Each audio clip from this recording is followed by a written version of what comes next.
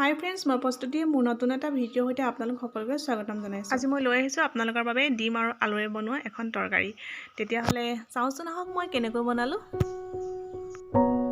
ডিমকেইটা মই এনেধৰণে চাইডত কাটি লৈছোঁ আৰু মই দুটা বিলাহী পুৰি ভাঙি লৈছোঁ।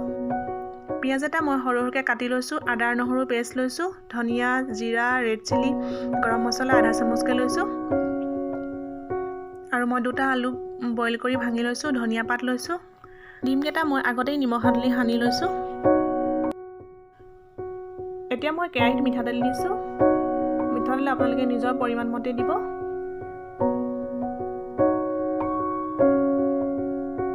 তেলখিনি গৰম হোৱাৰ লগে লগে মই ইয়াত ডিমকেইটা দি দিছোঁ। ডিমকেইটা লাহে লাহে ফ্ৰাই হৈছে।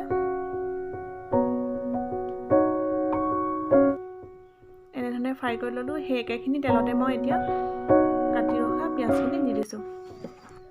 এতিয়া মই পিঁয়াজখিনি ভালদৰে লৰাই ভাজি ল'ম।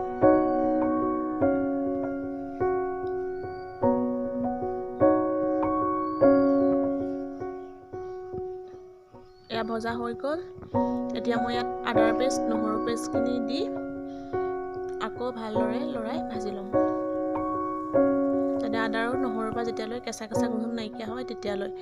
এয়া ভজা হৈ গ'ল। এতিয়া মই ইয়াত মছলাখিনি দি দিছোঁ। এতিয়া মই গোটেইখিনি এবাৰ লৰাই ভাজি ল'লোঁ। এতিয়া মই ইয়াত বিলাহীখিনি দি দিছোঁ। বিলাহীখিনি মই আকৌ ভালদৰে এবাৰ ভাজি ল'ম।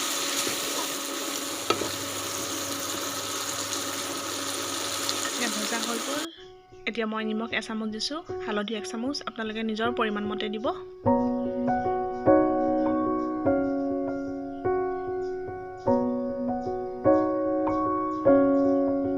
এয়া ভজা হৈ গৈছে। দেখিছেনে চাইডৰ পৰা তেল এৰিছে। এতিয়া মই ইয়াত আলু দি দিছোঁ।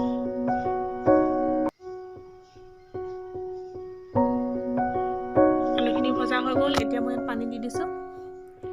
পানী দি এবাৰ লৰাই দিছোঁ। উতল আহিছে। এতিয়া মই ডিমকেইটা দি দিছোঁ।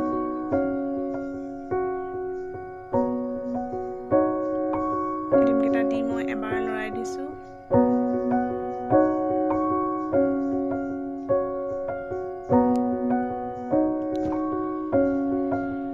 অলপ সময়ৰ কাৰণে ঢাকন লগাই দিছোঁ।